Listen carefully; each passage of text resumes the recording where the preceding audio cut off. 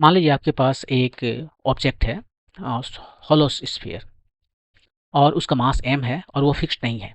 उसे एक smooth surface पर रख दिया गया है और एक छोटा सा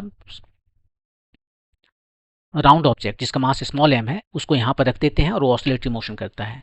तो इस ऑसिलेटरी मोशन का पीरियड ऑफ ऑसिलेशन होगा 2 pi times square root over r minus r by g times m plus I by m r square. वहाँ पर आई इसका छोटा सा जो राउंड ऑब्जेक्ट है उसका मोमेंट ऑफ इनर्शिया है अबाउट इट्स ओन एक्सिस। अब दो केस कंसीडर करते हैं। पहला केस ये कंसीडर करते हैं कि ये चाहे छोटा सा ऑब्जेक्ट चाहे जो कुछ भी हो वो स्लाइड कर रहा है, उसमें रोलिंग नहीं हो रहा। मान लीजिए इनर सरफेस कंप्लीटली स्मूथ है, तो उस केस में आई की वैल्यू 0 हो जाएगा और ए आएगा हमारा पीरियड ऑफ ऑसिलेशन। दूसरा केस है कि यदि ये हमारा छोटा सा राउंड ऑब्जेक्ट जो है सो सॉलिड स्फीयर है तो आई का वैल्यू 2 बाई 5 एम आर स्क्वायर होगा और इस तरह से इसका period of oscillation a quantity आएगा। इसका डेरिवेशन करने के लिए हमें निकालना होगा total kinetic energy, total energy जिसमें कि ट्रांसलेशनल काइनेटिक एनर्जी है, रोटेशनल काइनेटिक एनर्जी है और पोटेंशियल एनर्जी है। यहाँ पर दो ऑब्जेक्ट है, कैपिटल एम और स्मॉल एम, और दोनों ही मोशन में है। तो ये टू बड़ी प्रॉब्लम है। आसान करने के लिए हम टू बड़ी प्रॉब्लम को वन बड़ी प्रॉब्लम में कन्वर्ट कर देते हैं थ्रू रिड्यूस्ड मास। और उस केस में जब हम टू बड़ी प्रॉब्लम को वन बड़ी प्रॉब्लम में कन्वर्ट कर देते हैं तो ट्रांसलेशनल काइनेटिक एनर्जी को लिख सकते हैं सेंटर ऑफ मास का kinetic energy plus half mu भी रिलेटिव स्क्वायर। यहाँ पर भी रिलेटिव जो है वो है भी कॉस थीटा, लेकिन थीटा बहुत छोटा है तो भी कॉस थीटा को हम भी लिख सकते हैं और ये भी और ओमेगा रिलेटेड है भी इक्वल टू ओमेगा आर से।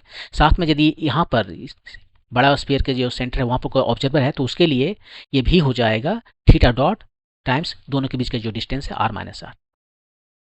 यहाँ से भी रिलेटिव और ओमेगा दोनों ही थीटा नॉट के टर्म में हम लिख सकते हैं।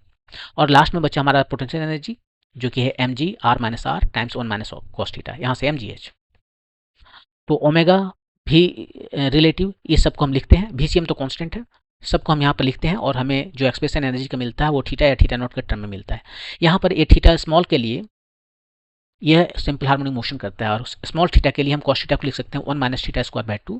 इन सारे क्वांटिटी को लिखने के बाद यदि हम सिंप्लीफाई करते हैं तो ये एक्सप्रेशन हमें मिलता है।